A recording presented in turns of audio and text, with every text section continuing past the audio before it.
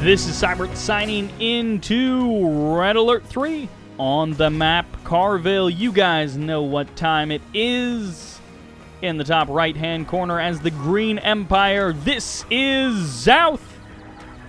Their ally as the Cyan Soviets in the middle, this is DDF, aka Libra.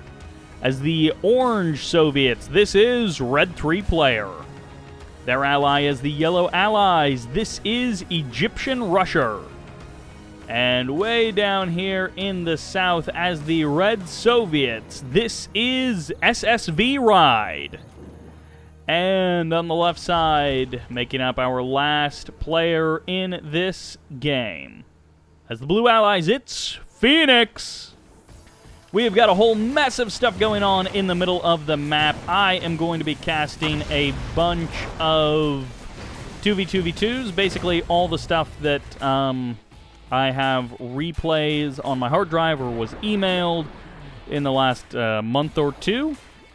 And I'm going to cast them all. The good ones will be broken out into their own videos.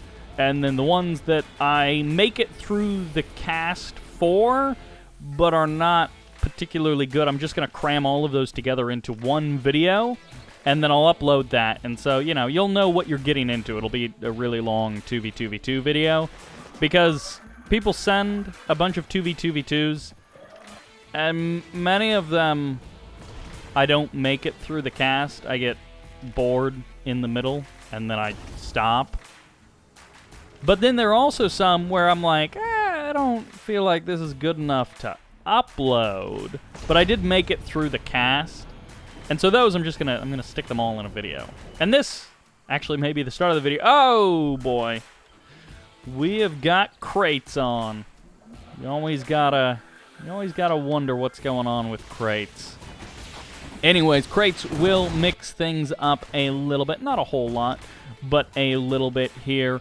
And once again, we've got this split where one of the persons on the island gets moved off. In this case, it's DDF, who could probably kill all of these guys in a 1v1 very easily, but in this case has decided to retreat over here. Going to be dropping the war factory. Of course, you guys saw the crane getting constructed back up here by DDF in Xouth's base, and Xouth has knocked down the bridge, it looks like. Xouth, has, what was it? Was it a 1v3? Or maybe it was just a 1v2. In a 3v3 situation, he has gone ham in a team game situation and held his own. So Xouth may end up turning into a 1v2v2, which could be very interesting in its own right. He has brought a couple of Imperial Warriors, a couple of tank busters into the middle of the island. They crossed the bridge before it was destroyed. And it looks like he also grabbed that oil derrick. These extra oil derricks haven't quite been grabbed by anyone just yet. And this one down here is also unclaimed, so that is how that has worked out. That one grabbed by Red 3 Player, which is not the most creative name anyone has ever come up with, but it is a name. Egyptian Rusher going to be grabbing this oil derrick and then putting a bit of pressure on Ride and Phoenix. So Egyptian Rusher going to be... Okay, so that's just a building. I was like, did he sneak his MCV over there? But those are dogs. Egyptian Rusher, oh my gosh. Xouth, what are you doing, you crazy man? Egyptian Rusher trying to put a bit of pressure on the team in the south, but Xouth at the same time was going to go for an engineer cap, but he didn't quite manage to pull it off sneakily enough. He is still going to try and do it. He's going to try and block out these allied units with his walls, but he isn't quite going to be able to do it. Vindicator is here just to help break down that barracks a little bit more quickly. Xouth getting targeted by Red 3 Player, and I'm a little bit concerned that this MCV is not Soviet. Xouth lost his own MCV. The Twin Blade able to claim that. The MiG goes down as well. The Bear and the Flak Troopers get eliminated. The Tesla Trooper also goes down.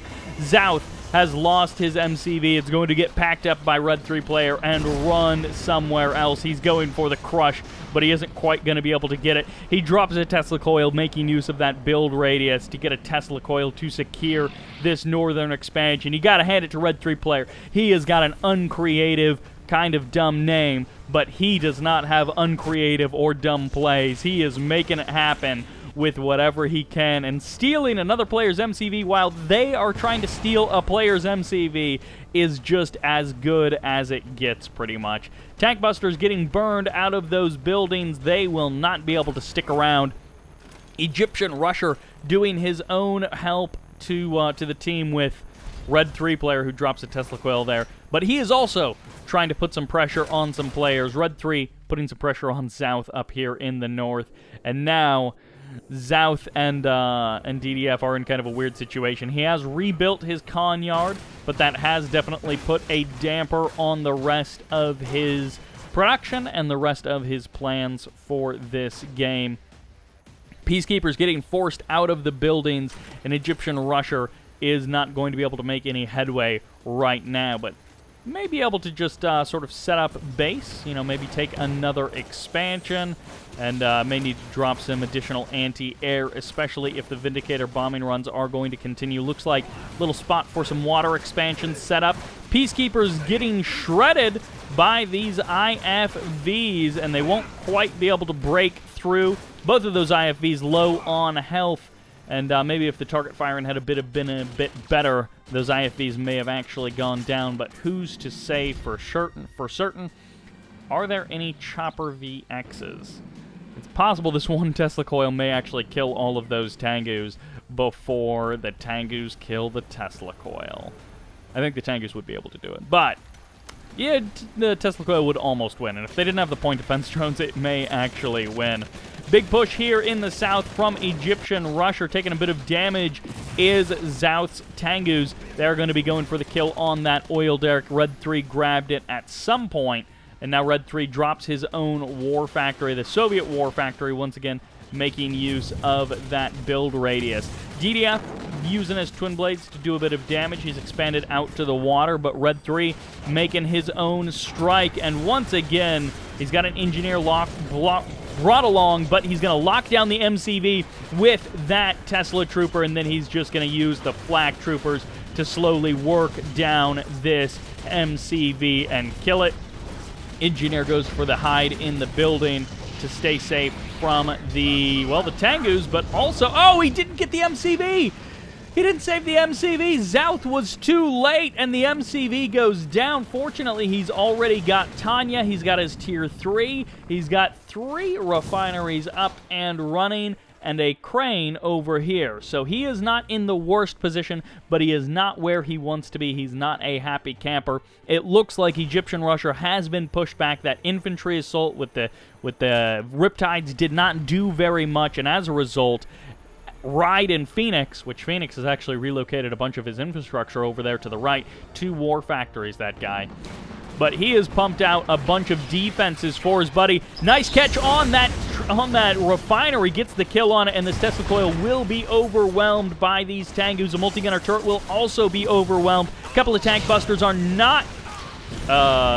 what the... That's not supposed to happen. Imperial Warriors glitching out a little bit there, managing to get the kill on Tank Busters when they are hidden in the ground. Maybe they came up for just a micro of a second and were able to get killed there. All of Red 3's Empire stuff is getting broken apart, busted up. Even the con yard may be targeted down. It would have been great if Xouth had packed an engineer along with this and had been able to recapture his own MCV. But it is not in the cards. He's just going to go for the kill. With this many Tengus, he actually can overwhelm it, and he's trying desperately to shut down the build radius. He's trying desperately to shut down that production and that advantage that his opponents had. But there's so much static D here in combination with the hammer tank, the Tesla coil. They're going to be able to do some pretty good damage. Bringing in a couple of tank busters is a great move to bolster the DPS of this army to stop it from just going down as easily. Now there is going to be the escape as the flak cannon and the bullfrog get some DPS out on those retreating Tengus. Well played there by Red 3. He was able to hold the line and just cause as much damage as he possibly can. He's not going to be able to hold this position for long because his opponents have tacked up. This was never going to be an endgame kind of a situation where you're getting badgered on both sides by these guys, especially once they tech up to that artillery, and you can't do as much about that. Vindicators coming in for some bombing runs, able to tank out 2 of those multi-gunner turrets. Natasha is, of course, here. You saw her sniping a little bit earlier in the game. And Xouth, finally, with the help of DDF, able to clear out this northern section of the map, which means one of these guys can expand up here, get their economy rocking and rolling. Xouth now going to be taking a 4th refinery, and DDF can take 4 and 5 as well. Phoenix looks like he's in for some trouble. Twin Blades showing up. One of them has an engineer, some Tesla troopers, and some flak troopers. 1 Tesla trooper. This is a tier 2 MCV that gets locked down immediately. The engineer is able to escape for the current moment. No, it will not be able to escape. Yes, it will be able to escape, and it will be able to capture the airfield. It narrowly is not able to.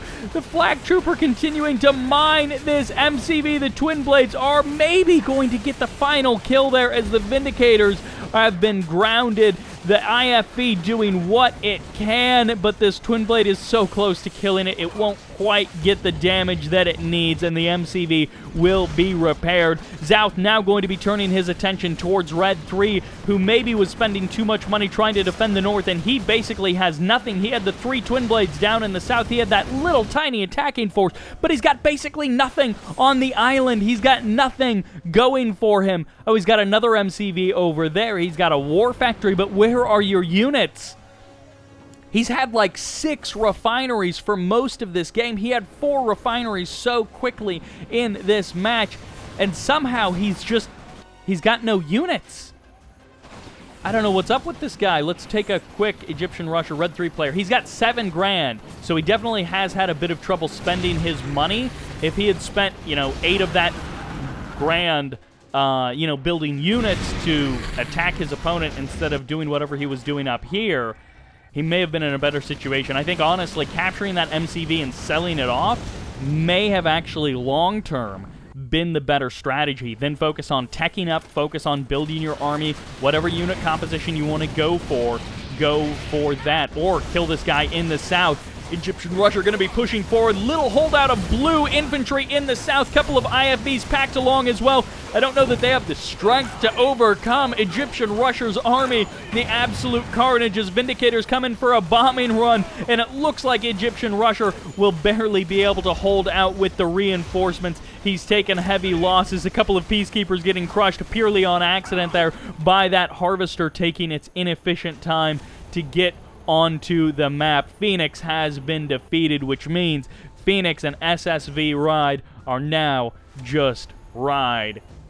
He is in control of both armies, and Phoenix actually wasn't in that bad of a situation. I guess maybe they determined that because they were both kind of down economically, it'd be better to focus their 4 refineries into 1 player instead of splitting 2 refineries to each player. Red 3 is going to have a bit of trouble. He was causing some trouble earlier in this game, but now Xouth is up to now 5 refineries. It looks like he may have lost one of them earlier. He lost this one, it looks like. But his Tengu's going to be circling the map, looking for some targets, flying over some flak cannons, and a multi-gunner turret is going to go down eventually to the bomber there. And also that bullfrog will eventually go down. Natasha, she is going to be getting pushed out of that building. Twin Blades showing up for DDF, going for the target on the hammer tanks, trying to give Natasha time to escape. Not often do you see hammer tanks trying to chase down Natasha like that. Out on the water, you got an aircraft carrier from Egyptian Russia doing what they can. 2 or 3 aircraft carriers hanging out here, running bombing runs. Again, they might want to focus on just like killing Ride.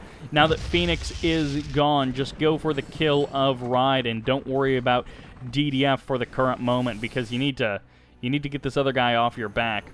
Although, if Ride is just willing to sit there and not attack them, then actually they could just focus on trying to defend against DDF and Xouth. But now DDF and Xouth have gone unchecked for so long.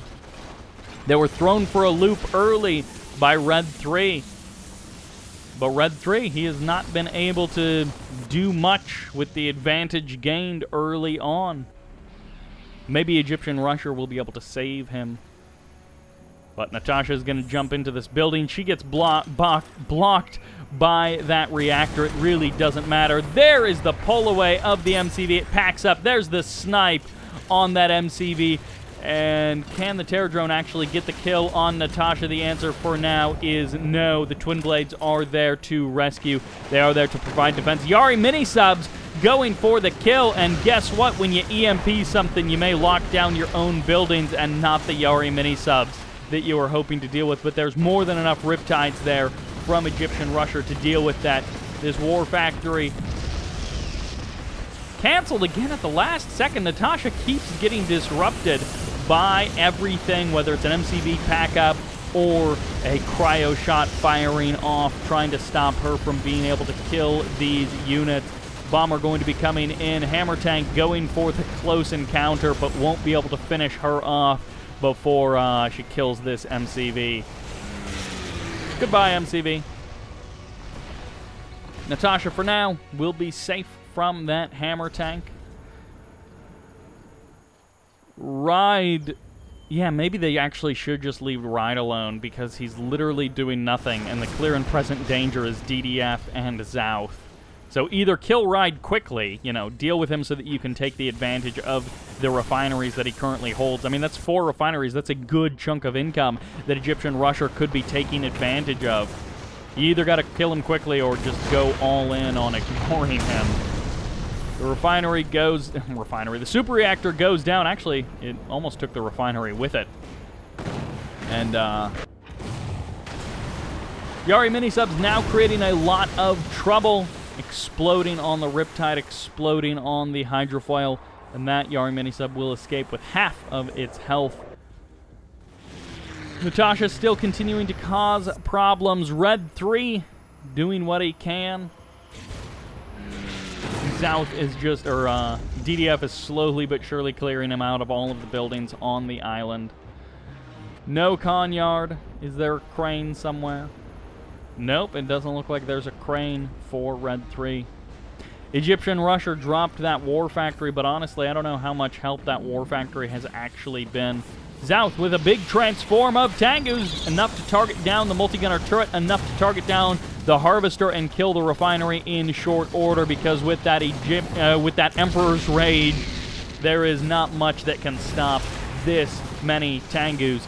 Although this cryocopter will be annoying, one cryocopter versus all these Tengus is not a difficult equation to figure out. Nice transform! Right as the EMP missile comes into view, he goes for the transform. He's going to go for the kill on the Apollos. He should at least go for the kill on the Apollos. Yeah, he finishes them off extremely quickly.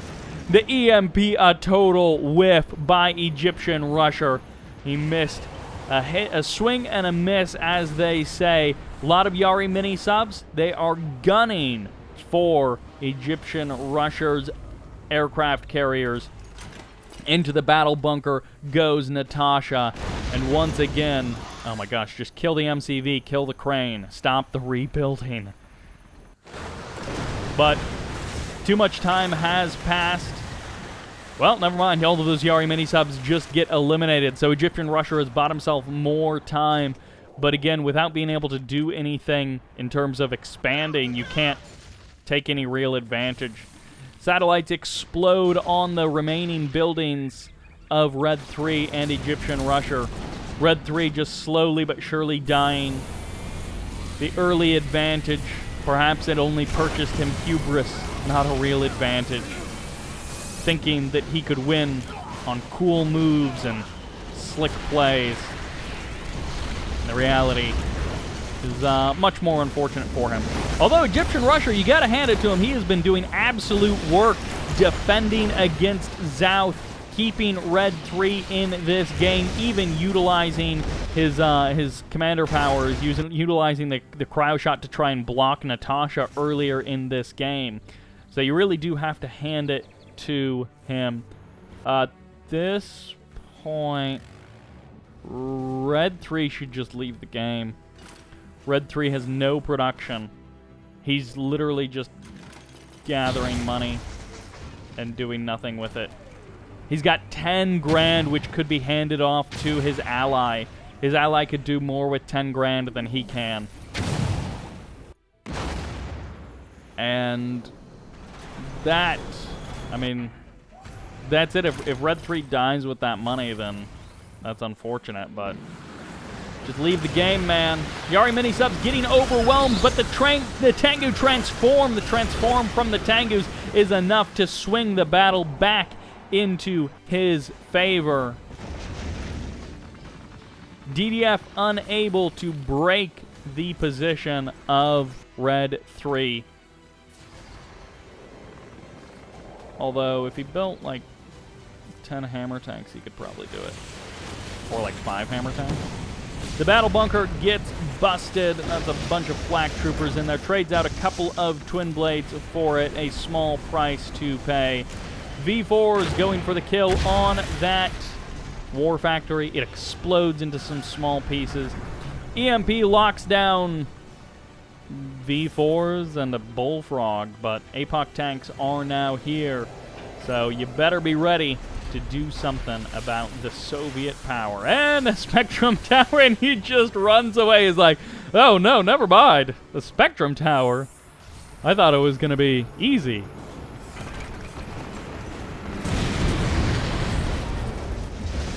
Natasha blows up a super reactor, and the Sickle is going for the kill. The Sickle ends up dying, although the Terror Drone narrowly gets the kill on one flak trooper before itself being assassinated by Natasha. And Natasha is going to be able to go fully heroic status and may actually be able to also snipe the Apocalypse tank. Gonna jump into the building and go for the kill that way. And this APOC tank won't survive long enough to grind that building to dust. Although I'm curious, how much money does Ride have? Ride also has 10 grand. Yeah, low power mode, unable to really do anything, just collecting money and just doing nothing with it. Flak Trooper does go down. Natasha is going to run back. Oh no. Goodbye. Hands off heroic veterancy to that twin blade. V4 fully heroic is going to eventually kill that tower, but it'll take a minute. Gets the kill right there. The combined forces of Xouth's like 8 Tengus and the huge twin blade army from DDF are going to be enough to finally run over the island and kick all of these guys out. They get the kill. Bullfrogs showing up, but they get EMP'd by dual aircraft carriers. A couple of bombing runs here, but the power plant is pretty much the last thing on this island that Red 3 owned. He's got a couple of buildings over there. He's got something there. He's got 3 flak troopers, and then this building over here, and that bear. Not a whole lot left on this island for him. Twin blades show up, and they absolutely waste those flak troopers. This is a lot of Yari mini-subs. This is so many Yari mini-subs. Cryocopter is here watching over, but not necessarily going to be able to do a lot to stop this many Yari mini-subs. Egyptian Rusher is like, if I kill them one refinery at a time, he still rebuilds the refinery, and then I have to kill it again. How is this possible? It's a difficult equation. Red 3 has been defeated. Twin blades in mass going to be killing that aircraft carrier. And the Apollo goes down.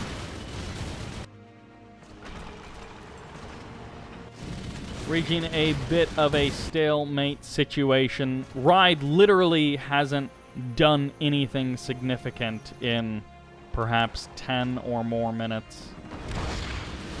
And aircraft carriers getting caught out by the mass of twin blades. Ton of hydrofoils. A ton of Apollos going to be showing up for the defense. Spectrum Towers, Athena Cannons getting the kill on some of these Yari mini-subs, but all of the aircraft carriers have gone down, at least the 3 in the North Sea.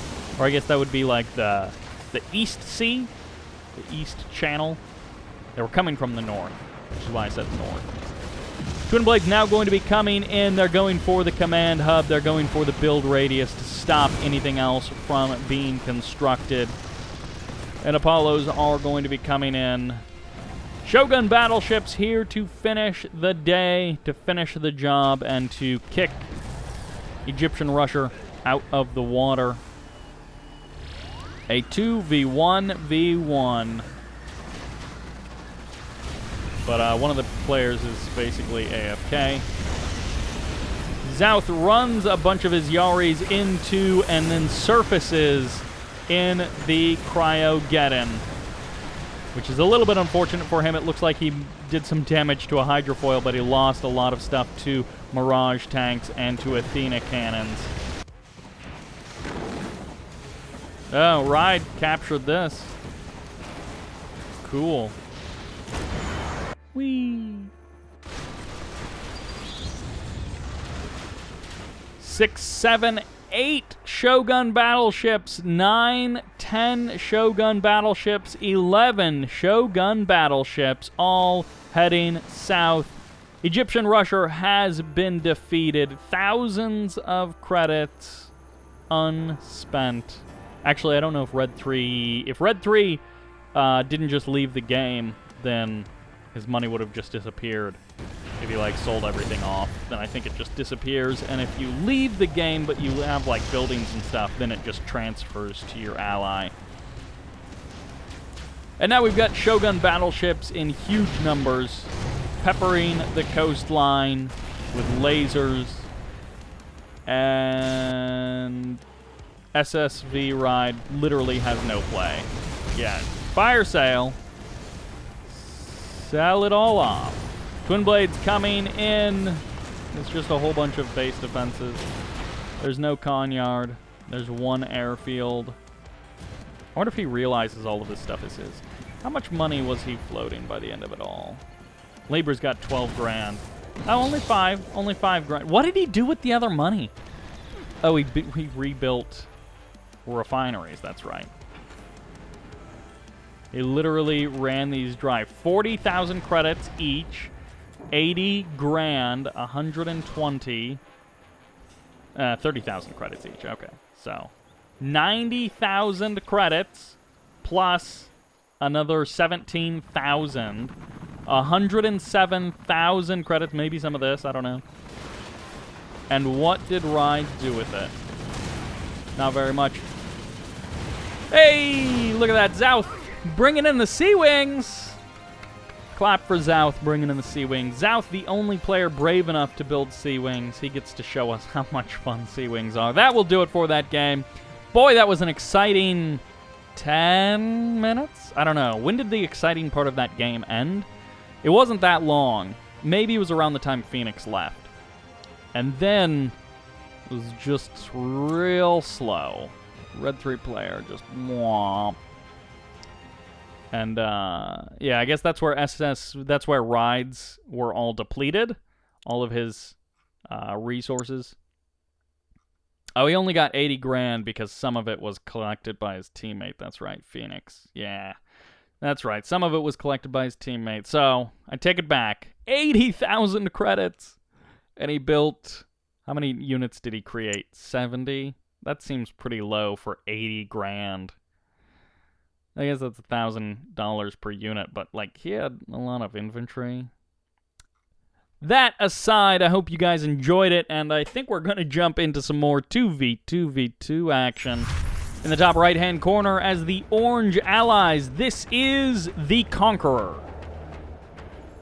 Their ally, as the yellow Soviets, this is a dumb, stupid idiot. No, their name is literally Dumb, Stupid Idiot. I'm not even trying to insult them. As the blue allies, this is Brazilian. Their ally down here in the south as the Red Empire, this is Misha. And making up team number 3 as the Purple Empire in the bottom left-hand corner, this is Katashi. And the last player making up team number 3 as the Cyan Soviets, this is FFBD. So obviously I'm going to be shortening people's names and compressing things because some of these names, I mean, even like Dumb Stupid Idiot, I don't know what to do with that. Oh my gosh, those roars were insane and nothing happened. That was the biggest mess. Those roars all fired off, but nothing Like, literally nothing happened. That's kind of bizarre. Going for a triple refinery opening, a bold move by Katashi, and basically assuming that no one's going to attack you for a minute. Single dog running around from the Conqueror. He's going to have eyes on this, and it looks like this Imperial Warrior may try and suicide off of a cliff. I don't know. There we go. He gets the kill on the dog. All right, now the engineer can come out and grab the cap of that oil derrick in the... I don't know what that was. Oh, this bear taking a little bit of damage, I guess. Looks like Brazilian setting up an airfield, going to be pumping out some Vindicators, I would hope, to start putting some damage on Misha. And by Misha, I mean FFBD, as the Soviets there. Airfield going to be coming out for FF, which maybe should stand for friendly fire. I don't know.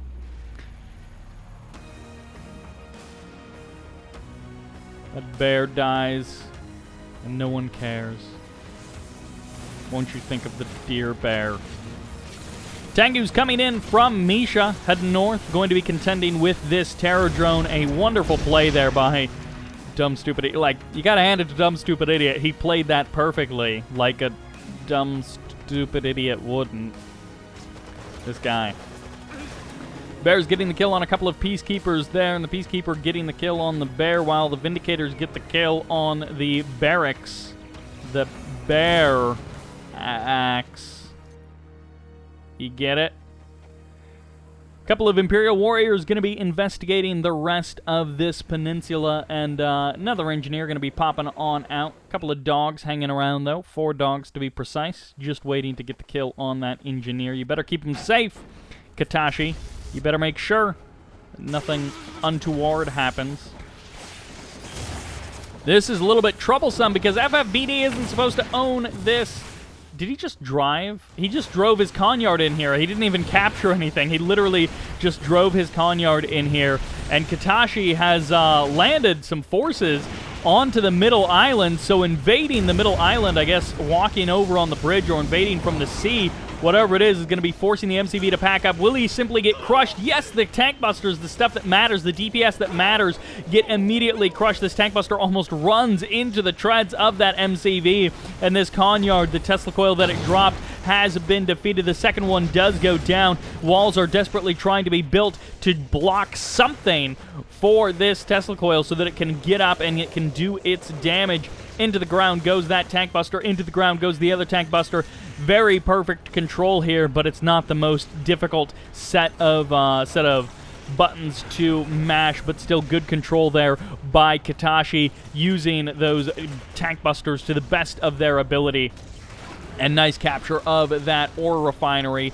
From the high ground, can they get the final bits of damage on the MCV? It looks like it will barely be able to escape. They may be able to attack it from the ridge. We'll have to see. Going to be producing a Harvester, and then the conscripts will go for the kill on the Harvester. The Conqueror in the north going for a bit of a cap and recap action with Katashi, trying to control that oil derrick. Who will really win out in the end? It remains to be seen. Both ore refineries have been captured, and Brazilian is all but defeated. An MCV broken and busted, burning to the ground is all that remains. What can you build, Brazilian? What can you build? Do you have even a leg to stand on, or will Misha be let down by your performance in this game? These are the questions that we ask. These are the questions that need to be answered. Misha getting pressured by the DumbStupidIdiot on an extra refinery, going to be going down, taking him up to 4 with a oil derrick. So plenty of income for our yellow Soviet player, which it just occurred to me that Damon often plays yellow Soviets, and I don't know if he would be self-deprecating enough to give himself that kind of a handle. I didn't bother Smurf checking anyone. You know, it's a 2v2v2. There's 6 people. That would take like a minute or maybe 2 minutes. I don't want to take that kind of time. That's too much. I'm just going to call you by your in-game name. Not a 1v1. I don't care that much. In the north, we got a little bit of toxin spilling onto the Conqueror's ore refiner or harvester. Misha going to be pushing forward. Terror Drone is making it difficult for Misha to keep pushing forward. Nice changing of targets is really just causing such problems. Like, The tsunami tanks get caught up, they get destroyed, then suddenly the MCV gets caught up and destroyed, and all of these units are just getting busted and broken. Misha has been crushed on the front lines. 2 of these hammer tanks have got themselves Gatling guns. They've got a little anti-infantry weapon to be proud of. In the north, Akula subs from FFBD going to be killing this ore refinery and dropping an additional naval yard here just to attract the attention of Conqueror's multi-gunner turret, as you can see there, and forcing this ore collector to go somewhere else to spend its time not collecting ore. Huge infantry swell in the north, all getting caught up together on that terrain, are going to be slowly moving forward, and this sentry gun is going to have a heyday cleaning up these infantry units one by one. Eventually, they will break through because they have the DPS, but those first couple of kills were slow and painful. Imperial Warriors rushing forward as Bears get a massive roar off and clean up huge swaths of Conqueror's infantry. He is conquering nothing as he just gets pawed and cut to shreds by the infantry of their opponents. Misha and Brazilian have been defeated. It is now a 2v2, but with the resources of a 6-player map. And this definitely does happen from time to time. And now that we're down to a 2v2, the map has been carved up in this bizarre fashion. I hope you've got yourself some tea. I hope you've got yourself some popcorn. This is the time. Although this game could end in like the next minute. But I've got myself some iced coffee. So this is the time to make yourself comfortable. And maybe the cat will come join me. No Baby Bert today. We got, he's off with his grandmother, hanging out for the day. Big push forward. So this is your chance. Things are gonna get crazy. Actually, I don't know. Maybe they won't. I haven't seen this game. It could be that the Conqueror and DumbStupidIdiot just push forward and crush this in its easy mode. But I'm guessing the way this map is carved up, the way it's split, we're about to be in for a long, drawn-out game. Tank Busters and Tengus. Ooh, Tier 3 is just now going up? No tier markings on the War Factory. That's annoying. I mean, we know it's at least Tier 2, but we won't know when the Tier 3 is purchased. Where is this going? Did he rally that? He had the Conyard rally set to way the heck up there from earlier when he was expanding and sending buildings up there. In pushes the Conqueror. This is round 2. He's like, hey, first time didn't work. Let's try again. Desolator Airstrike going to be coming in. Paints the toxins on the grounds. And unfortunately for FFBD, kills some of his own bears with the toxins as well. Tesla coils do not stand tall, are not strong enough to stop the multi-gunner IFVs. Even a multi-gunner turret as the Conyard has been brought along. There is the laser lock in the south. The Soviet forces are marshaling. The Empire Army is marshaled and ready to go. But in the top right-hand corner, it's going to be, well, no engineer cap. So actually, that's fine. But Twin Blades, a sneak attack in the top right-hand corner by FFBD. Can he turn the tide of the war? Can he carve out some space for himself? Natasha joining the front line of DumbStupidIdiot's forces down here in the bottom left-hand corner. Everything is getting shredded in the top right-hand corner. Even this little riptide may not be enough to stand strong against these Soviet forces. No push in as more Twin Blades spread throughout the map are doing what they can to infect, to wreak havoc, and to cut down, backstab the forces of their opponent. Now moving in, the Conqueror, nothing will stop him. He will finally earn his name and conquer this little top left-hand corner of the map that he's been trying to conquer for the last 10 minutes of this game. Laser lock is unsuccessful, but there is so much DPS from this infantry army, it doesn't even matter. Looks like... Okay, I thought I saw Eureka on the mini-map. I guess not. As a couple of Tengus transform on top of Natasha, honorable discharge shreds the infantry around them. Natasha goes down, destroyed by the Tengu gunfire. The immediacy of the death weighing heavily on DumbStupidIdiot's forces. This is like 2 or 3 tsunami tanks, and he just saw Emperor's Rage fire off. Honorable Discharge doing more damage to the Soviet army than Katashi's actual unit control. And it looks like these couple of tsunami tanks will fall, the last of them to go down to the hammer tanks. And that will be it. Katashi is still in this game, but without an army to stand for them. Without a standing army, this is not even a sitting army. There's an old joke. Oh my gosh, the MCV, or the War Factory of Dumb Idiot, he almost gets captured there, making him feel like a dumb idiot. He's trying to stop this engineer, but the engineer almost gets the super reactor, forcing that to be sold off as well. The conscripts finally kill the engineer after causing so much mayhem, after wreaking so much havoc. Nothing can be done to stop the orange and yellow team, it seems. Although, you have to hand it to FFBD. They have been doing a lot. They have been punching above their weight class in comparison to their ally, who has done significantly less. But a 2v1 is a hard thing to win, especially on this map when you are surrounded by enemies. And there's no easy way to carve out space. Well, maybe not when you start in the middle. If you start on one of the edges, you can kind of carve out some space.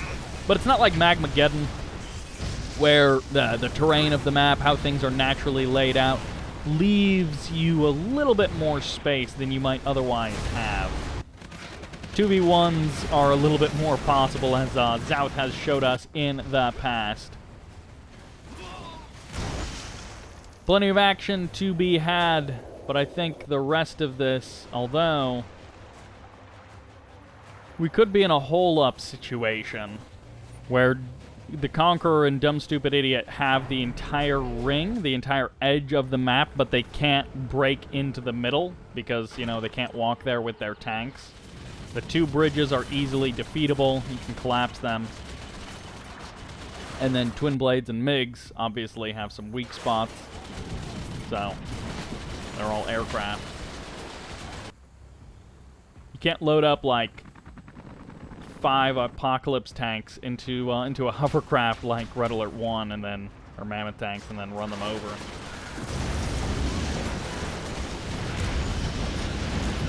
Twin Blades getting shredded. FFBD holding on to every bit of hope with everything he has. You better hope that wasn't the one Twin Blade that had infantry inside of it. Splits the Twin Blades to attack both of the Harvesters. And FFBD, you gotta hand it to him. He's been playing pretty darn well. He's been, you know, splitting off lots of forces. He's been doing multiple attacks, harassing, teching up. He's not just sitting there like, well, actually, maybe. Let's find out if he's sitting there on 20 grand.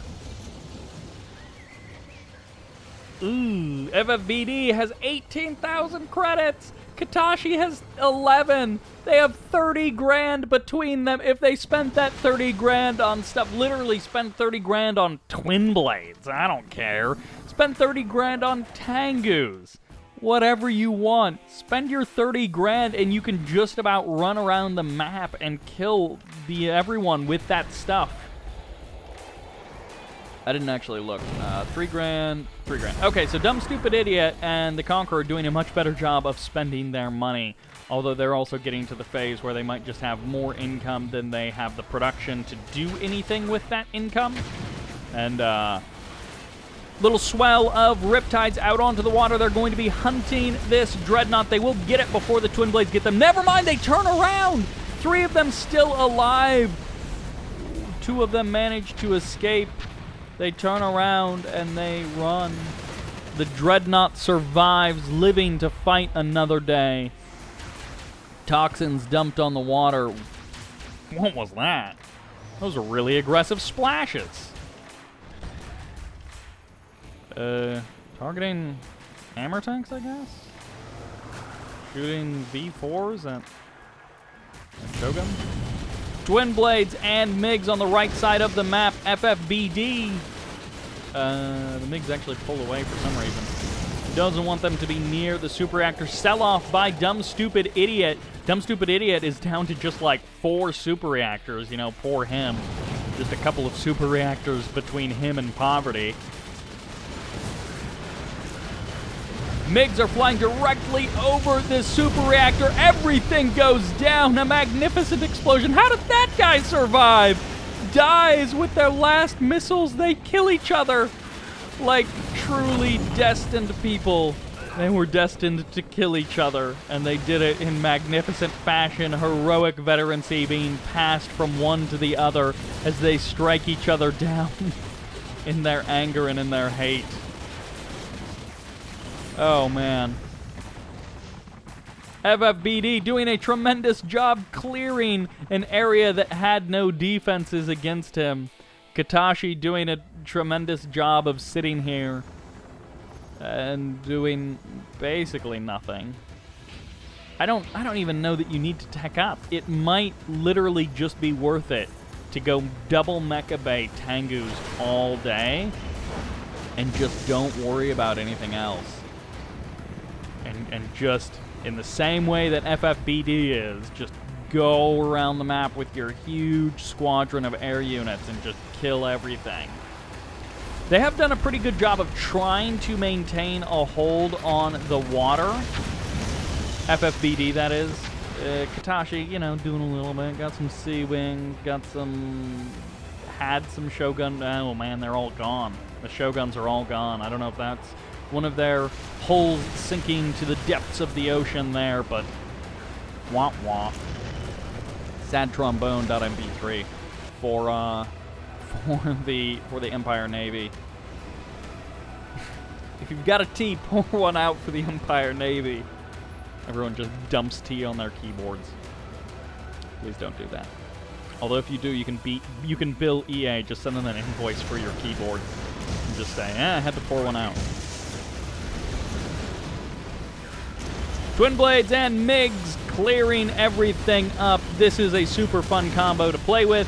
Everyone loves playing with Twin Blades. Even DDF loves playing with mass Twin Blades. I mean, it is a great unit to mass. One of those things that, you know, you can swing in with all your rockets, fire off the rockets, and then run away and try and hide, and then live another day. Bunch of Apollos showing up from the Conqueror. He is chasing these Twin Blades down, but the MiGs are showing up to get defeated also by the Apollo. So the Apollo's really reigning supreme in this situation, and the Conqueror is unable to protect his ally completely. But the Twin Blades did get pushed back. Oh, this is sad. Those tank busters eventually do kill that one Peacekeeper. And now they're going to go and try and break down this other refinery up here in the north. Z-Wing's getting some big damage onto these Twin Blades, cutting the Twin Blade numbers down to 6. That is one thing about the mass Twin Blade strategy. C-Wings can be difficult to deal with, especially if they're in decent numbers.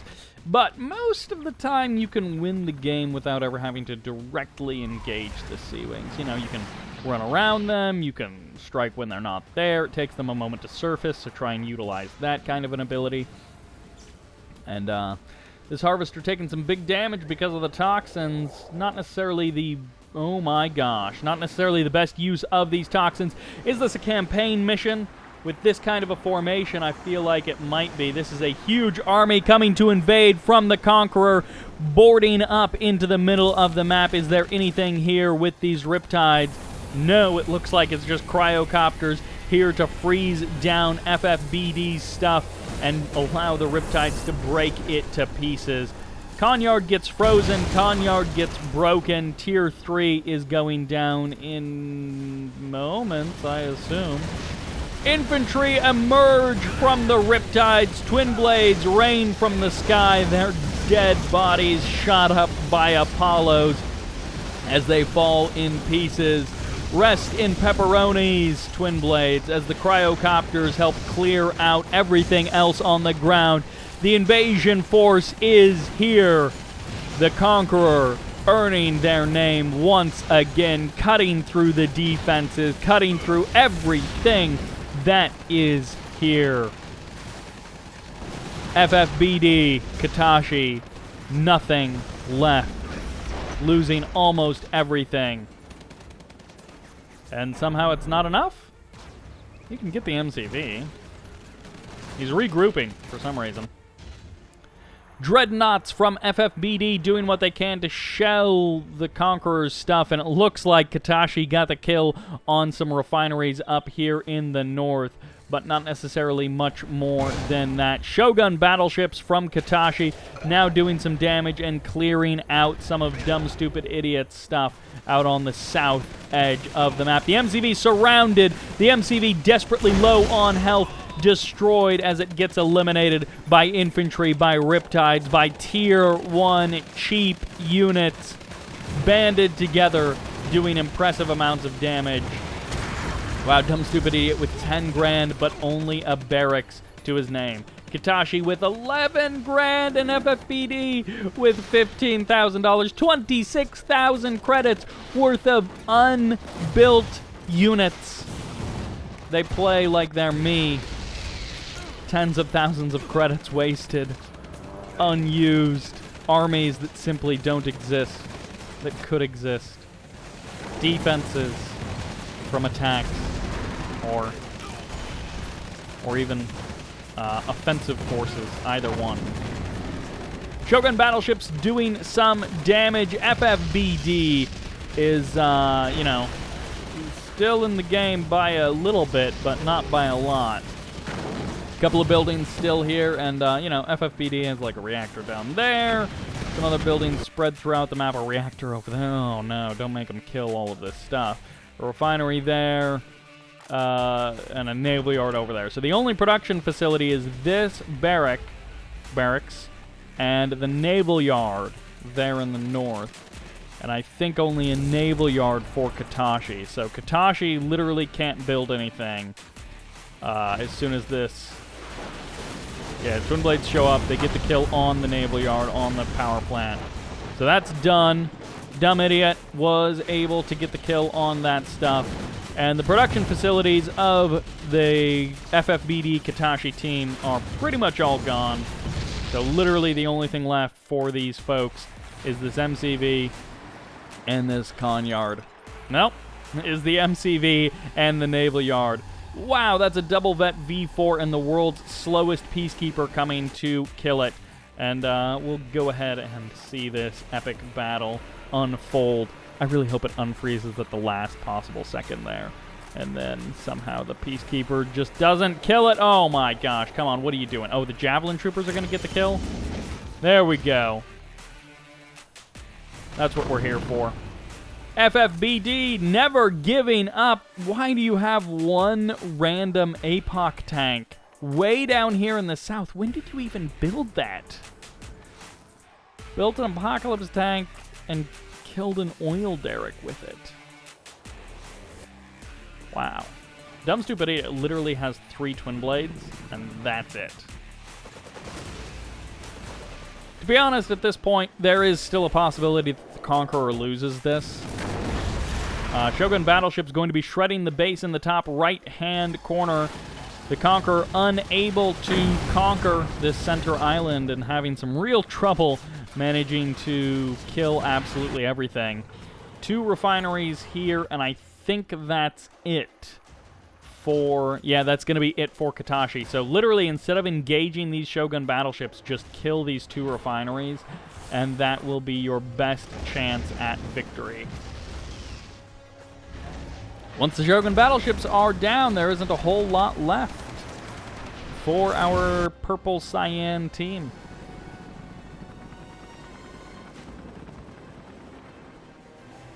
FFBD can hold out for a little while, but not with just the one, I guess 2 refineries. It's going to be hard to hold out against all of the stuff that the Conqueror has.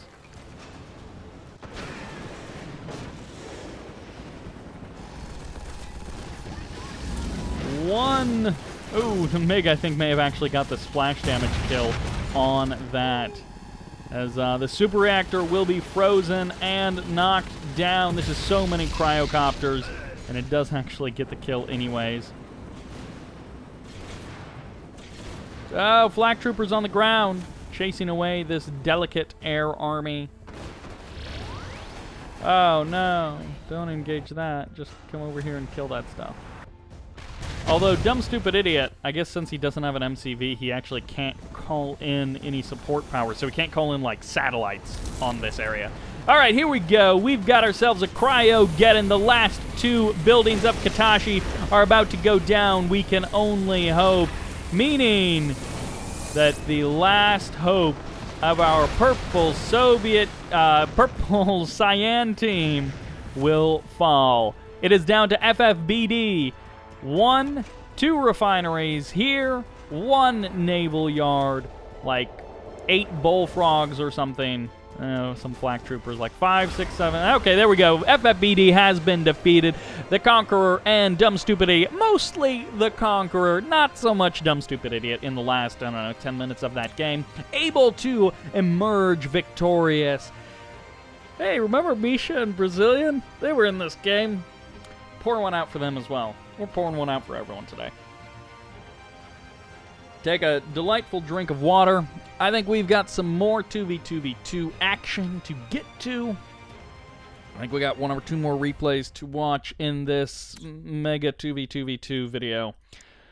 Alright, not much more to say. That was actually some pretty good action in that one. Like, all things considered, the Conqueror put on a good show. You gotta hand it to the Conqueror, you gotta hand it to FFBD. Those two were the heavy lifters, absolutely punching above everyone else in this particular game and providing some good action, some good harassment, some nice variety from those guys. Not necessarily variety in the units they created. Calm down.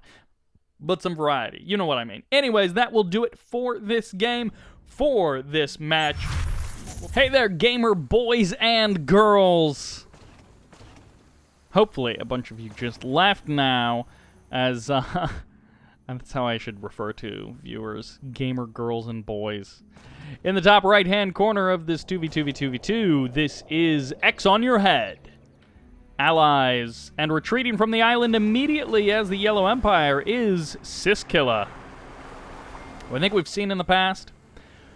Making up team number 2, the Blue Empire, it's WarSever, and also escaping to the water, my gosh, this is nikaser as the Green Allies. Now our final team, our team in the south, as the Red Soviets, this is JK.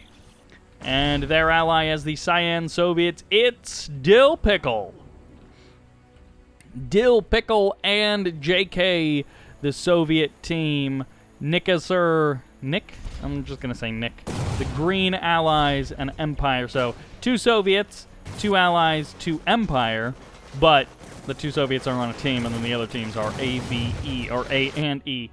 This is so funny that everyone is now realizing, oh, we both abandoned the island completely.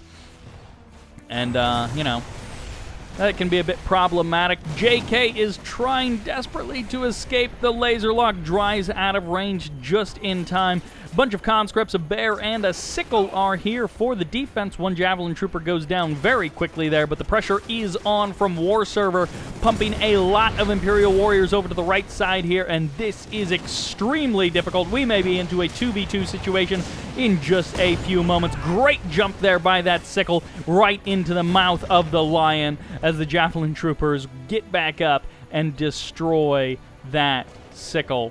Walls being built by the Soviets are now going to be used by the Allies as Nick takes over the spawn position of JK. And JK has retreated all the way to the arms of his buddy, who has just broken a bridge. Oh my gosh!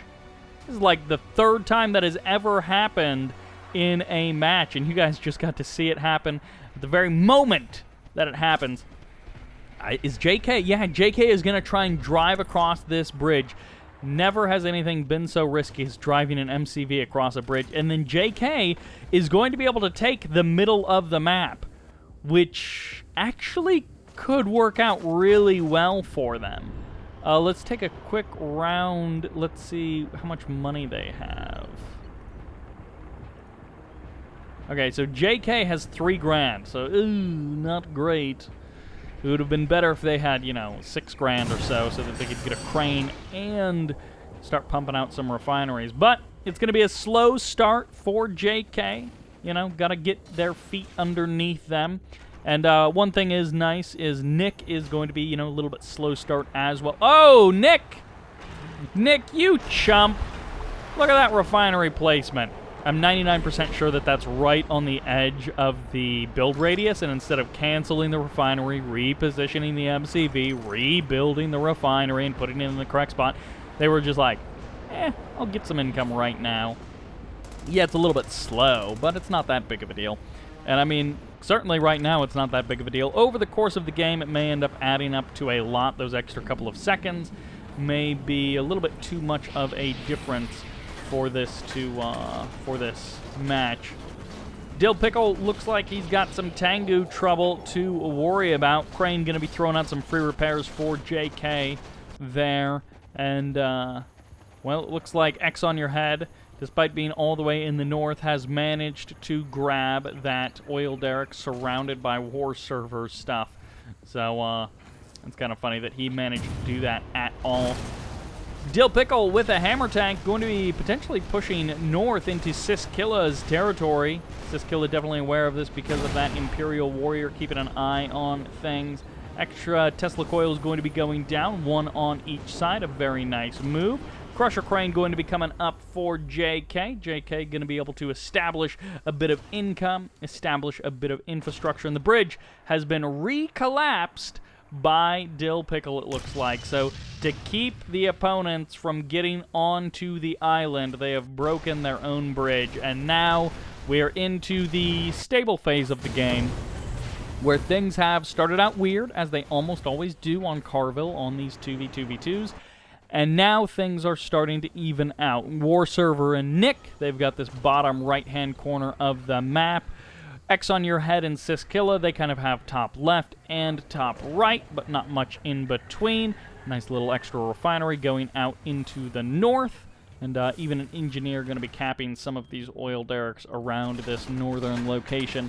And then DillPickle and JK, well, they are scraping together, actually. They're scraping together what they can from the burned ashes of JK's original base. So that's kind of where things sit. XonURhed going to be moving in, using Guardian tanks for perhaps the first time ever in one of these 2v2v2s. People aren't big fans of the Guardians, although this laser painter is if you have like the high technology upgrade or whatever it is, that is a big addition, a big help. And actually, he just purchased it right there. I believe it takes the damage boost. So when you paint a target with the laser, any of your units that attack that target, instead of doing their regular damage, they get a damage boost. And with the high technology, the damage boost goes from like 50% boost to, I believe, 100% boost. So anything you point the laser at, your stuff does double damage to, which is quite amazing. Honorable Discharge doing a bit of splash to these Guardian tanks, but they're making quick work of the buildings, not making quick work of these infantry, because even with a damage boost like the laser painter, you aren't really going to do all that much to these infantry. So unfortunately for XonURhed, Exon you might call him, he didn't pack any infantry, any peacekeepers into those multi-gunner turrets, or into those multi-gunner IFVs, which means the Guardian tanks basically just walked into a trap. That one got a kill of one single Imperial Warrior. Not really an adequate use of a Guardian tank, and you can thank a bad rally point for that one, most likely. Sent to his doom by inattention. 4 refineries up and running for Syskilla, 2 oil derricks, a nice solid foundation upon which to build. JK up to that tier 2, up to that crane, but more importantly up to that 3rd refinery with the oil derrick. Going to be moving on to refineries 4 and 5. Going to also be a solid foundation, but much slower to get there. WarSever now with the never mind, not with the harassment. 5 Tengu hit squad with point defense drones, but no attacks for the current moment. Nick brought along a big column of infantry to the right side of the map, going to be joining up potentially with WarSever's forces. WarSever, okay, now with the big transform onto the power plant. What an exciting move, although it does force the Guardian tanks and the IFVs all the way back to deal with these Tengus and to stop them from killing this power plant, which they literally have done. They have done that, and not too much else needs to be worried about there. Drone goes for the kill on that harvester, going to try and cut down the economy, the infrastructure of syskilla, going to rather be slowing down the production machine of syskilla, not so much dealing damage to the infrastructure, mostly just killing that one harvester. Can he sneak into another harvester? Potentially. DillPickle might be able to get a bit more damage that way. Oh, the infantry just get crushed. But the multi-gunner turrets are going to have, or the multi-gunner IFVs are going to have a harder time crushing, but an easier time blasting these guys to bits. One multi-gunner turret, one multi-gunner IFV with a Peacekeeper inside of it does go down. The rest of them are going to have a hard time actually standing up against this infantry, which, you know, there's not a lot of infantry here, but there's a lot of DPS to buildings. Xon has placed a beacon. He's like, hey, I'm dying. And syskilla is like, oh, it's your problem. Xon has left. Syskilla is now playing a 1v2v2. JK in the middle of the map, taking over virtually everything. DillPickle expanding to the top right-hand corner of the island with a little refinery there, looking very nice. And JK's got pretty much the rest of that island. So it's really going to be WarSever and Nick versus kind of syskilla. We'll have to see if syskilla is able to do anything. Okay, it looks like DillPickle might just be punching syskilla right out of this map. Literally punching him in the face until he leaves the game. Syskilla produces an additional tsunami tank, which does nothing. It literally just dies as it walks into 1,000 firing guns. And Xon, he left the game early. He may have had the right idea for our purple-yellow team in the north. And, well, the refinery's going to go down. Naval Yard, he's got the tier 2 on the Naval Yard, but other than that, I don't know that syskilla has a whole lot going on. Let's take a quick look. Syskilla out of money, out of options, and pretty much out of this game. WarSever, on the other hand, going to be expanding up to the north, using the great advantage of Empire to just take refineries when you're very far away from them. Multi-gunner turret still hanging around for syskilla. Well, from XonURhed, but syskilla now owns it. A couple of tank busters mixed in there as well, and you almost could just, like, A-move with these tanks and kill the rest of syskilla's stuff. Maybe not exactly, but pretty close to it. Nick starting to build up out on the water, has not replaced that refinery, and is still just living the 4-refinery life. Hasn't quite been able to take a 5th refinery just yet, and the oil derrick was taken over by WarSever, who is now, of course, expanding to the north and is going to be able to take a 5th refinery.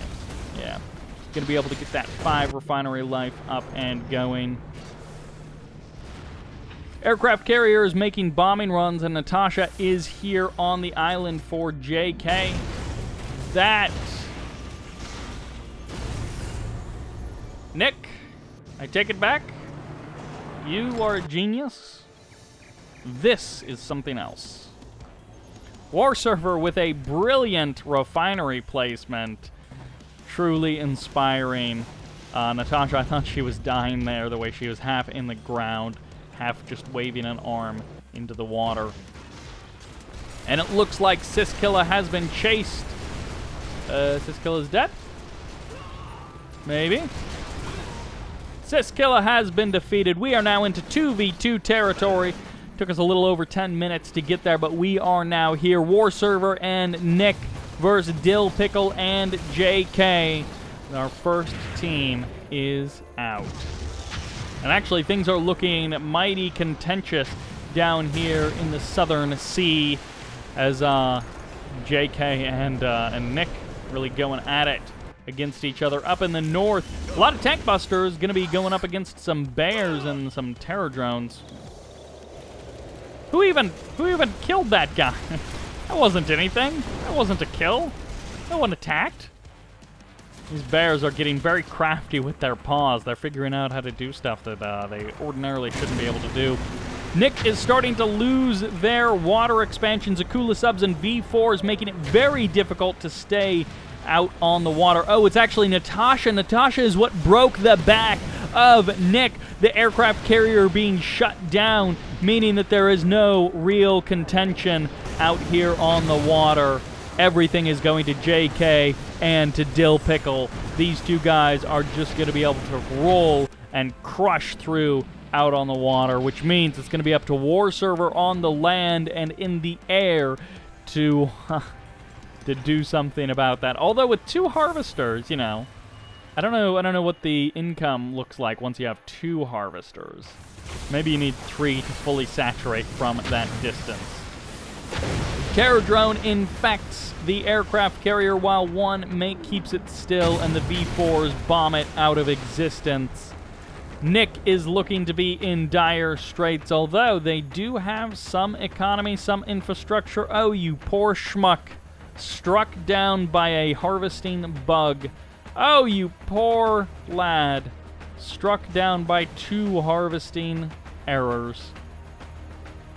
I feel bad for you. It is not his fault. It is one of those things. It just happens to us all at some point. Mirage tanks are going to cut through these hammer tanks exceedingly quickly. Even the terror drone goes down, and somehow Nick was able to push through on the ground, crushing forward, and even with the cryoblast may be able to take these tanks to task and kill them. But the Twin Blades may be problematic. We'll have to see. The Twin Blades are going to use their DPS on the Mirage tanks to ensure that the Hammer tanks get the kill, and then the Hammer tanks can deal with the IFVs very easily. So well played there by DillPickle. Going to be able to kill those forces. Loses a Hammer tank for it as well. And I think also a Twin Blade. This MCV going for the crush as, oh my gosh, the missiles coming in. Whose missiles were those? Those were JK's missiles. Should he be protecting his MCV? I don't know. Probably not, he says, as all of the MiGs die and the Tengus are looking for an additional threat to be able to fight. The MiGs get cut out of the sky. WarSever with a decent-sized army is going to just transform on top of the airfield, cut that off, and then potentially go for the refinery as well as Emperor's Rage wears off there. JK, he's always got that little bastion down in the south left corner of the map. I guess southwest corner of the map would be the better way to say that, as he's hiding over there. The MCV from DillPickle getting surrounded but not destroyed. Honorable Discharge doing perhaps a bit of extra damage to that MCV. As ooh, look at that, WarSever as the Empire player recaptures Nick's aircraft carrier to be able to continue the bombing runs, the great tradition of bombing Soviet refineries on the island, which, you know, that aircraft carrier has carried on for many, many years. His father was an aircraft carrier, his grandfather was an aircraft carrier, and his mother was an Apache attack helicopter. But he's okay with that now. And that is how things go when you try and take over your allies' aircraft carrier and you end up getting shot by Akula subs. And unfortunately for JK, out of the frying pan and into the fire as it goes. V4s may perhaps once again be the demise of his own MCV, or maybe it will just be Tengus. As right there, he was actually killed by his opponent's units instead of his own. And the sad satellites crash onto the water, doing virtually nothing. But actually, now he can kill his own naval yard with his own V4s, as JK doesn't understand the meaning of the term friendly fire. Or perhaps he does, and he's just a big believer in it. Either way, JK has actually done a tremendous job of fighting his way back into this game from being pushed around in the very early stages to clawing back into a legitimately strong fighting position. The refinery gets sold off there. The Sentry Bomber drops all of the bombs just to be able to kill a frozen refinery. But I guess that's what happens as the V4s get targeted down and destroyed. WarSever has been able to do so much damage with those Tengus, finding little pockets of damage to inflict upon his opponents. And I assume... Okay, so another MCV has actually been produced. So JK might literally not have any more MCVs. I was kind of under the impression he may have built an extra one, but... Nope, I think that's his only MCV. So every time he's lost an MCV, I think that has been his only MCV, and he's had to rebuild it. DillPickle losing a bunch of MiGs, and guess what? Tengus can also kill twin blades in the skies, as all of these Tengus slice and dice through those twin blades. JK shows up, but it's maybe too little, too late, as the satellites get called down upon these Shogun battleships and miss basically completely, as the Shogun battleships are looking for... Oh, we didn't actually get to see the Apocalypse tank pull the Shogun battleship onto ground and insta-kill it in that way. It's always exciting when that can happen. This APOC tank is a little bit too far away for those Shogun battleships to kill him, a little bit too far away from the laser blasts of the Shoguns. And at this point, it feels like it's anyone's game. I think if Nick is able to successfully execute a couple more strategic bombing runs, evening things out and killing some of JK's infrastructure, then it could be a very strong 2v1 kind of a situation.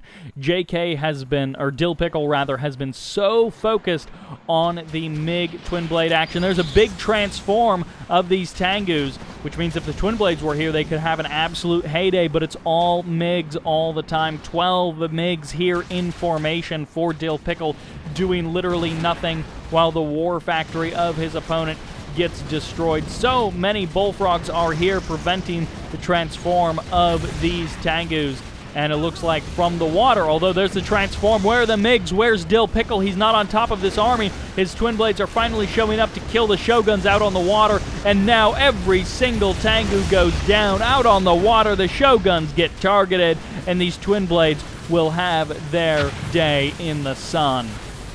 And the Terror Drone assisting in the destruction of that Shogun. The V4 getting the final kill. Tanya going structure to structure as Nick is doing what he can. And goodbye, airfield. Tanya activates the time belt and basically kills herself.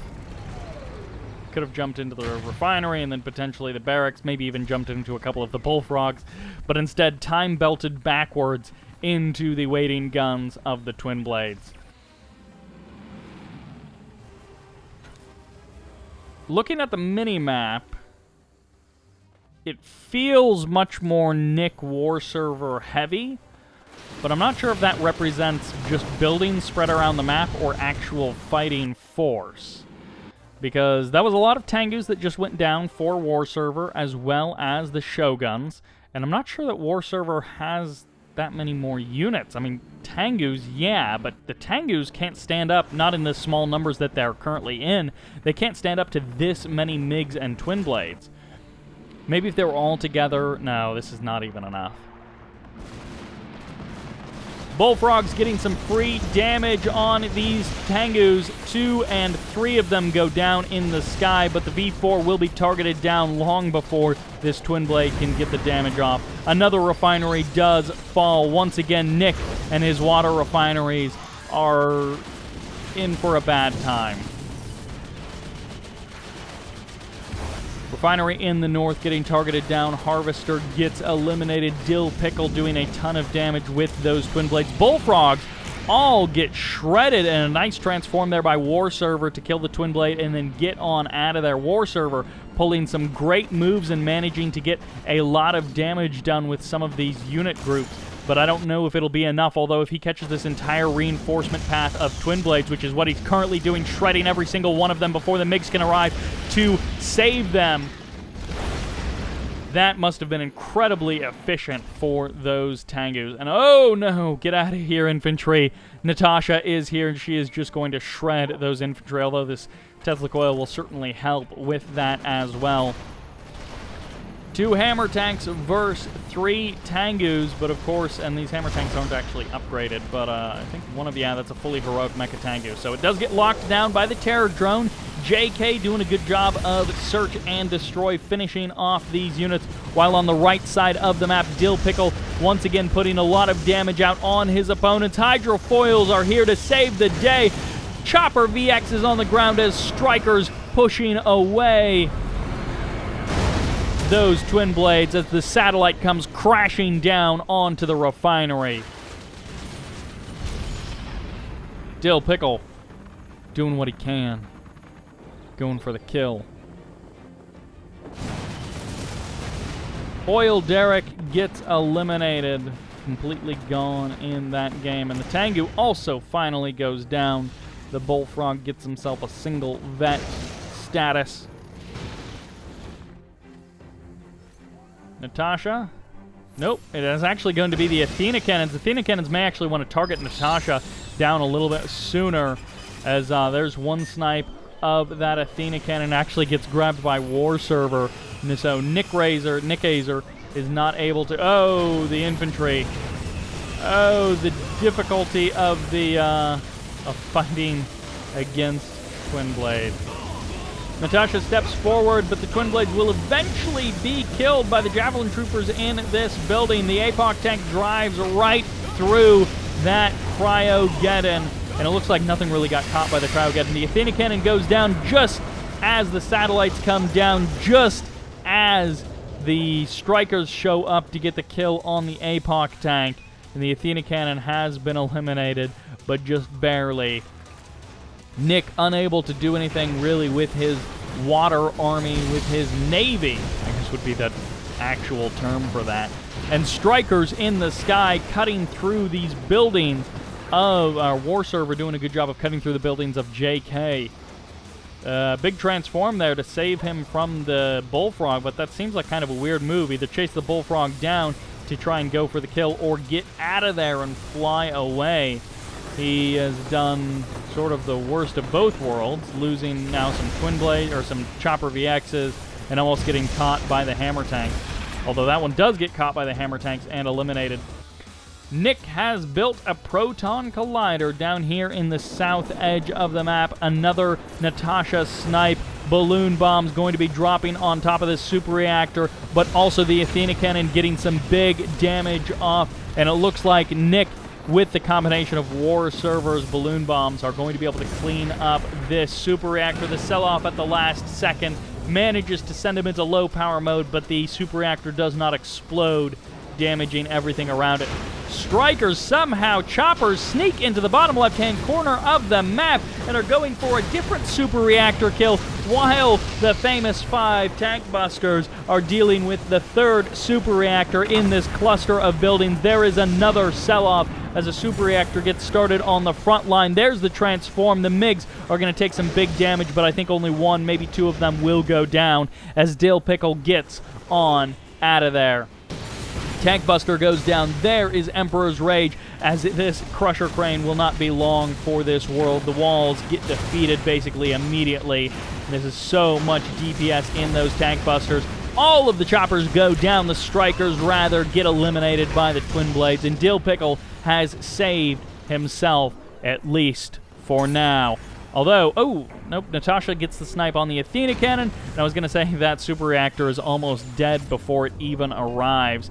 And actually, this conscript, instead of jumping inside of that Athena Cannon, the Apocalypse tank is just going to grind it down to dust. Goodbye, second Athena Cannon. Actually, that was WarSever's Athena Cannon. That was the one that he grabbed. The bridge has once again been rebuilt, and JK has driven his entire army across it safely. Somehow expanded up into the north has DillPickle, and it feels like they're starting to gain some momentum. WarSever has maybe traded out one too many armies. Some of his harvesters are maybe getting in their own way and creating some real difficulty for his smooth economy. Unfortunately for WarSever, the answer is not necessarily more harvesters. The bridge will collapse. It falls once again into the channel as Nick moves forward with his impressive navy. Or his water army, if you prefer. A water army and a navy are similar, but subtly different. subtly different, if you will. WarSever with a little packet of infantry down there in the south. Frozen hammer tanks unfreeze just in the nick of time to be killed by the regular damage of these aircraft carriers. As it turns out, Tier 2 tanks can't take infinite damage from Tier 3 water artillery, or naval artillery if you like. Akula Sub will get locked down by the hydrofoil weapon jammer, and this is a huge cloud of air units way up here in the north. The Chopper VX does go down, and the cat joins me for, I guess, maybe the rest of this commentary. So, hello, kitty, as she is now here to join in on the Red Alert fun. Emperor's Rage fires off, and I'm not sure if that was WarSever firing that off to be advanced. Oh my gosh, did that? Yeah, I think the Assault Destroyer absorbed the Natasha bomb. Yeah, it did once again. That's so great, the way it could just steal the bomb even from a commando. Which, you know, it'd be kind of funny if you infected one with Tanya, and then somehow it killed the Assault Destroyer, and Tanya just, like, stays inside of the aircraft carrier. DillPickle moving in with a huge army of Twin Blades. We saw him up in the north doing what he could with them. The defense for WarSever is a single Tengu and a single Chopper VX, which, of course, can't transform into a striker over the water. DillPickle with the big Twin Blade numbers is going to be able to cut through the buildings that are out here on the water, exploding them one by one. Even this aircraft carrier doesn't have much to say for themselves. And when Apollo does show up, where are the MiGs? They need to be here. They need to be here for the defense. Twin Blades can't take on that many IFVs, but you can get the kill. Well, just kill the Apollo and then turn around and kill the command hub so that there's no build radius out on the water. You don't want any easy build radius for your opponent. There's going to be a kill on something for that aircraft carrier. Once again, into low power mode goes JK. These Soviet guys have had such trouble keeping the lights on, and they've had some real nuclear reactor problems, you could say. The Soviet Union with some real problems. What? Are you guys seeing? What is that? Those are the special ability torpedoes, right? Is that just a visual glitch? That's amazing. I've never seen that before.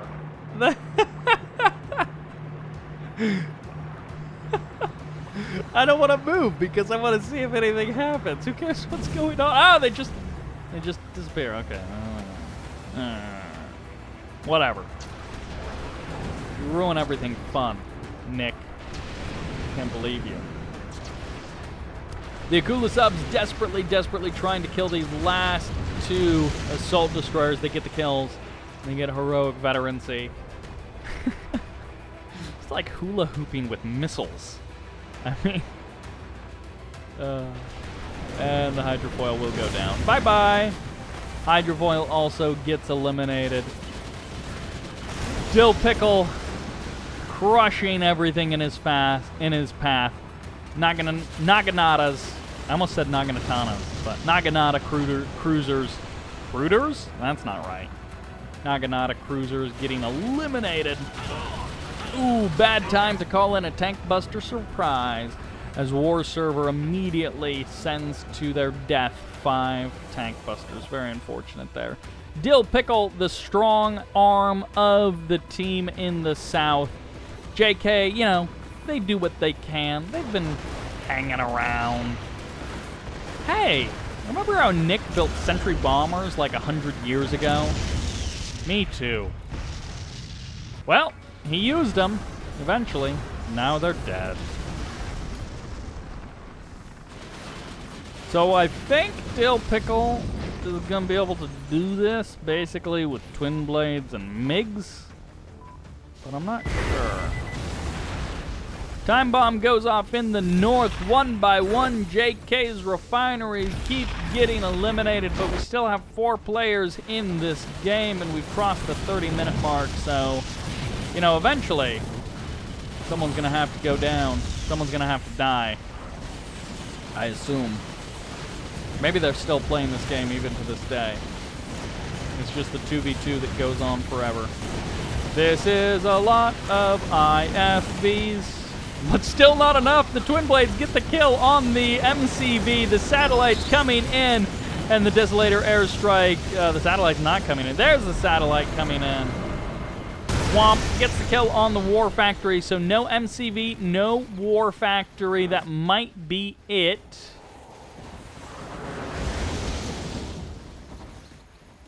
And that's it. Okay. So Nick has no production facilities. He has no way to build more stuff. Oh, he has a barracks. He has a barracks. So he can spend all of his money on infantry, which then you can just counter with stuff that kills infantry. I'm sure there's stuff that kills infantry in this game. I assume there is. Right now you can't really produce infantry because of the toxins, but Final Squadron. Oh, he's got an airfield as well, so you can produce tier 3 stuff with your airfield. Oh, he's got 2 barracks. He's got a lot of production facilities, just not a lot of stuff to do with them. Chopper VX's for WarSever going to be showing up once again way up here in the north.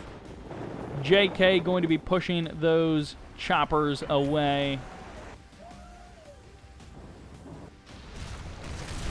Satellites getting called down, trying to kill these IFVs, but they're hiding. They're hiding away from where the satellites will rain down. That's power plant. Whee! Killed the command hub. This is a lot of MiGs. And that building gets busted by Natasha.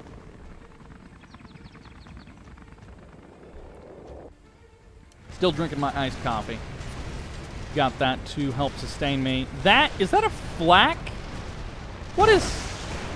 That's like a flak gun, but... It looks so goofy. It has like the little bullet shield on the front. What was that? What do you have to kill? Because it's not a bullfrog. You get the little like half sphere with the gun sticking out of it. Yeah, like that. You get that, but the small version on the hammer thing. What was that? I don't know how you get that. Oh, it's funny looking, though.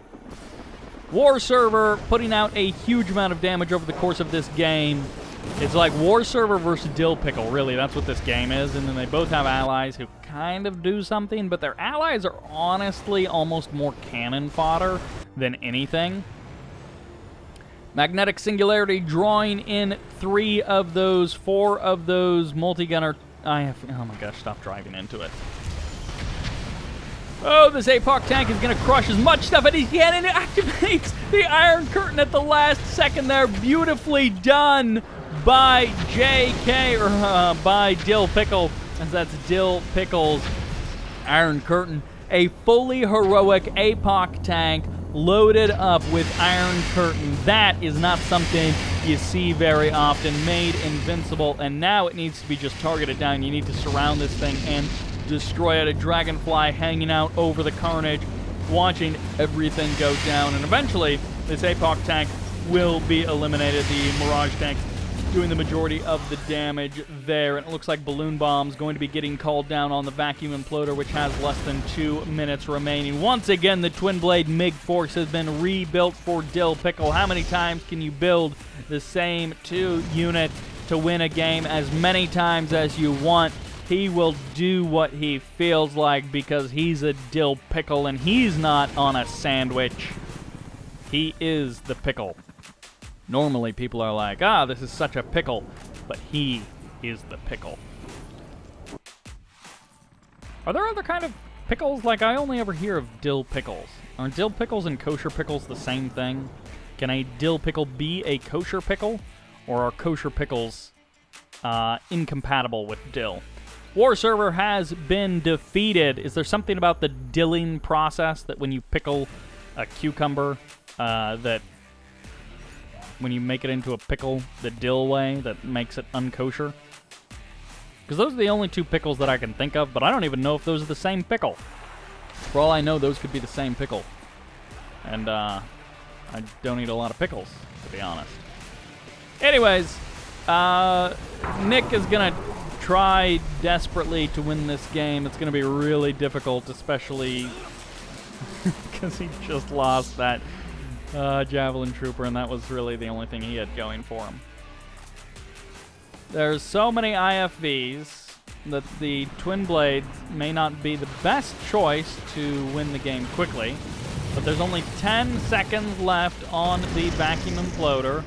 So I think this would be a good place to use it. Those aren't trees. I'm pretty sure those are Mirage tanks. Grab them! Oh, they drove away. Oh, that's not even the vacuum imploder. It was magnetic singularity and satellites. Bop.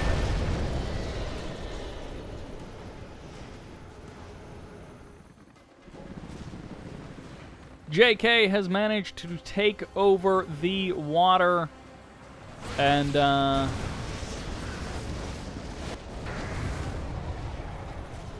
guess the proton collider got used somewhere. I didn't see it. Vacuum imploder right in the heart of these buildings, grabs himself a couple of Mirage tanks, and the airfield goes down. Most of the buildings go down. One power plant, one barracks, 2 power plants, and a proton collider are all that remain. Maybe 3 power plants and a refinery. There's a lot of power plants, apparently. Twin Blades showing up on the right to finish off what buildings they can. Twin Blades on the left getting pushed back by IFV. Dreadnoughts getting in on the action as they pummel this base with missiles. And sooner or later, this Proton Collider will go into low power mode. It's literally a barracks and a Proton Collider and a power plant. Don't even kill the stuff. Just kill the building. That's what you gotta kill. Look, that power plant is so low on HP. Magnetic Singularity going to be holding these units in place while Invincibility fires off on them to add insult to injury to make his opponent's units invulnerable so that they can kill him and make this game go on longer.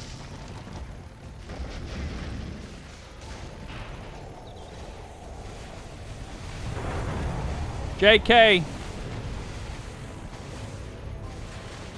This is what I'm talking about. DillPickle and JK, you guys are just wasting our time at this point. You are just wasting our time at this point. Stop wasting my time. Nothing's happening.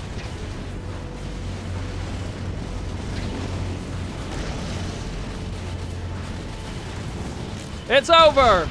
Alright. We're done. That's, I think, 3 2v2s. I thought I had a 4th one. Turns out I don't. That's 3 2v2s. This one, I feel like, maybe had the best action overall.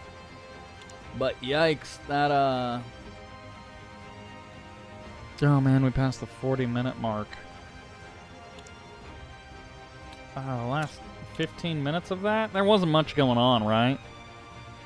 It did come down to the last bit, and you have to hand it to WarSever putting up an incredible fight. DillPickle also putting out a ton of units. Let's take a quick look at that resources graph. Only 250,000. So, I mean, as you can see, DillPickle and then JK actually had 218,000 credits. And only 157,000 for WarSever. So actually, the MVP of this game is WarSever. Give it up for WarSever. F in the chat for WarSever, boys, because that man did so much more with, like, almost half the amount of cash that DillPickle had, and 60,000 credits less than JK had. So you gotta hand it to WarSever. Doing a lot with a little, and then, Nick, 148,000. So, my gosh. The Soviet players were unable to break it down. And at the end, as you saw, they were just wasting our time with those last couple. That will do it for this game, for these 2v2v2s. Thank you all very much for watching. I hope you enjoyed it. I think I'm done with 2v2v2s for a while.